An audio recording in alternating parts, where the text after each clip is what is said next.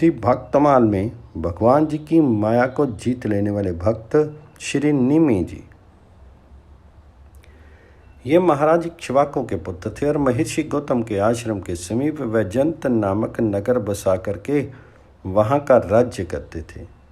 एक बार निमि ने 1 सहस्त्र वर्ष में समाप्त होने वाले एक यज्ञ का आरंभ किया और उसमें श्री विशेष जी को ऋत्विज के रूप में वरण किया। श्री विशेष जी ने कहा कि 500 वर्ष के यज्ञ के लिए इंद्र ने मुझे पहले ही वरण कर लिया है, अतः इतने समय तक तुम ठहर जाओ। राजा ने कुछ उत्तर नहीं दिया।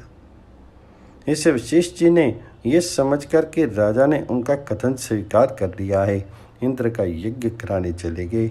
विचारवान निमि ने यह सोचकर कि ये तो क्षण भंगुर है, अतः विलंब करना उचित नहीं है। उसी समय महर्षि गौतम आदि अन्य होताओं द्वारा यज्ञ प्रारंभ कर दिया। इंद्र का यज्ञ समाप्त होते ही मुझे निमि का यज्ञ कराना है।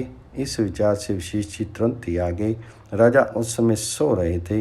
यज्ञ में अपने स्थान पर गौतम को होता का कर्म करते देख करके विशेष जी ने सोते हुए राजा को शाप दे दिया कि इसने मेरी अवज्ञा करके संपूर्ण कर्मों का भार गौतम को सौंपा है, इसलिए ये देहहीन हो जाए।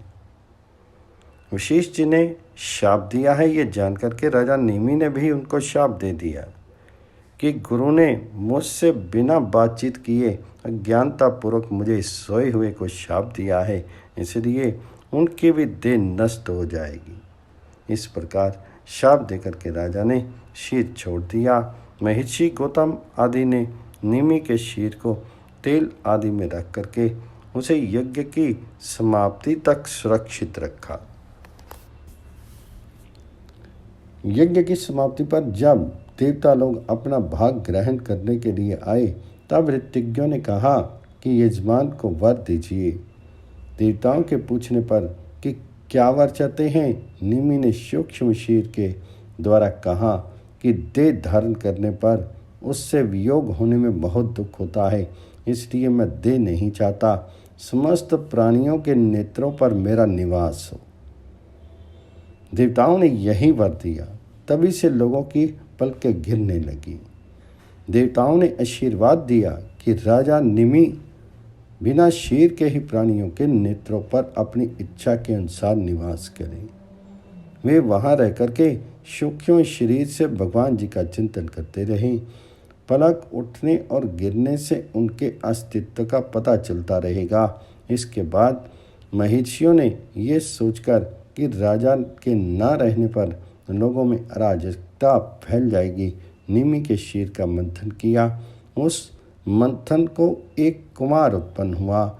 जन्म लेने के कारण उसका नाम जनक हुआ। विदेह से उत्पन्न होने के कारण विदेह और मंथन से उत्पन्न होने के कारण उसी बालक का नाम मिथिल हुआ। उसी ने मिथिलापुरी बसाई।